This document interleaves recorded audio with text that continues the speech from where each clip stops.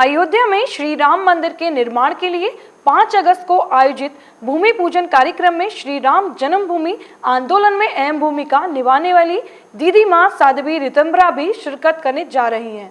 वहां अपने आराध्य के लिए आस्था और मन के भाव के साथ ही यमुना जल और ब्रजरज भेंट स्वरूप ले जाने के लिए वे अयोध्या जाने से पूर्व रविवार को केशी घाट पहुंची, जहां उन्होंने सैकड़ों ब्रजवासियों की उपस्थिति में यमुना जल और ब्रजरज संग्रहित किया। वहीं ब्रजधाम देवालय संघ के तत्वाधान में ब्रज के प्रमुख देवालयों के सेवायतों एवं रिसीवरों द्वारा भी प्रभु श्री राम के लिए ब्रज की ओर से करीब 30 पवित्र स्थलों की रज एवं 125 कुंडों का जल तथा गदा, धनुष आदि शस्त्र भी भेंट किए गए।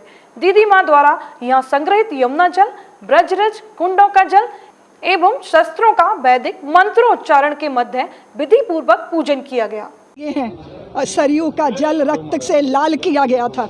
निहत्थेकार सेवकों पर गोलियां चली थीं और परम पूज्य प्रातः स्मरणीय वामदेव जी जैसे विरक्त संतों ने अपनी तरुण संतानों को तड़पते देखा था और उनके दिलों में जो तड़प थी, जो दर्द था, आज उस सब का शमन होने जा रहा है। क्योंकि 5 अगस्त को देश के यशस्वी प्रधानमंत्री और प्रदेश के यशस्वी मुख्यमंत्री इस कार्य को संपन्न करेंगे।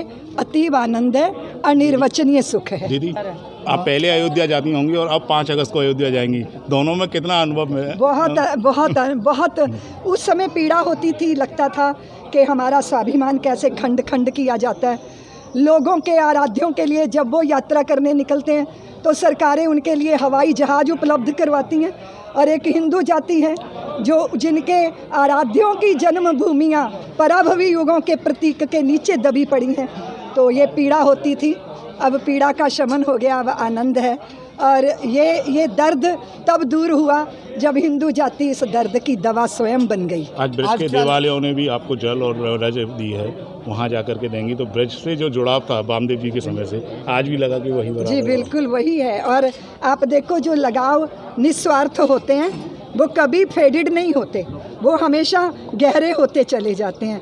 जिन भावों में, जिन संबंधों में कोई स्वार्थ होते हैं वो नष्ट प्राय हो जाते हैं।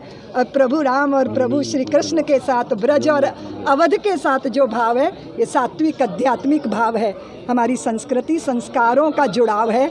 ये दिन दुगना रात चौगुना गहराता है और इसका रंग ऐसा चढ़ जाता है कि सारे संसार के रंग फीके पड़ जाते हैं। अयोध्या से क्या लेकर जा रहे हैं आप? वृंदावन से वृंदावन की ब्रज रज लेकर जा रही हूँ और जितने भी यहाँ प्रमुख देवस्थान हैं उनकी रज और उनके कुंडों का अमृत लेकर जल के रूप में ले जा रही हूँ।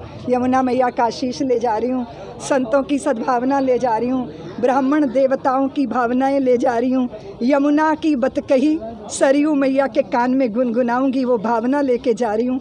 कैसे बताऊँ क्या लेके जा रही हूँ? शब्द ब्रह्म है पर शब्द ब्रह्म की सामर्थ्य से परे है।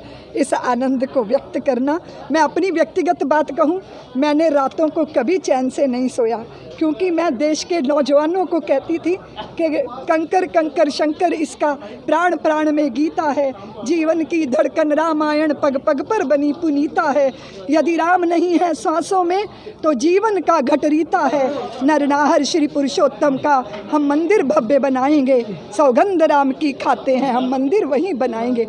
मेरे इस आह्वान पे देश के नौजवान बाहर आए, उन्होंने अपनी जवानियां समर्पित की, माँओं ने अपने घर सूने कर दिए, बहनें इंतजार करती थी पर भाई नहीं था क्योंकि वो राम जन्मभूमि को समर्पित हो गया था।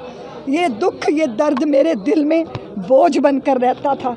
रातों को उठकर बैठ जाती थी कि हम अपराधी हैं, हिंदू माताओं के अपराधी हैं, हम अपराधी हैं उन तरुणों के, उन कार सेवकों के जिन्होंने ज़िंदगी दी, जवानी दी और हम मंदिर नहीं बना पाए। और आज वो अपराध बोध से मैं मुक्त हो गई हूँ। इस बात का सुख है मुझे, क्योंकि लोग कहते हैं मुझे दे दो कुछ, तो कौन क्या देता है? कोई सोना, कोई चांदी, कोई पैसा, कोई ज़मीन, कोई पद, कोई प्रतिष्ठा, लेकिन अपनी ज़िंदगी देना आसान नहीं होता। इसलिए मैंने कहा ये राम मंदिर जो बनने जा रहा है, ये हिंदुओं के बच्चों के ज़िंदगियों, जवानी और तरुणाइयों के गारे से बनने जा रहा है। इसलिए इसकी जो तुलना किसी और से की जाए वो पाप होगा, क्योंकि ये अतुलनीय है, ये अद्भुत है। हिंदू जाति ने इतिहास रचा है। 500 साल बाद अपने खंडित स्वाभिमान की प्रतिष्ठा करने जा रही है हिंदू जाति। इसका अतीब आनंद है मुझको। अयोध्या हुई हमारी, मथुरा काशी की कब बारी है? हमारी आने वाली पीढ़ियों को हमने रास्ता दिखा दिया, किस रास्ते पे चलना है। समझौते कभी करने नहीं है, डरना किसी से है नहीं, डराना किसी को है नहीं, पर अपनी आस्थाओं के लिए ज़िंदगी कैसे जी जाती है, आने वाली तरुणाई के सामने रास्ता खुल गया है।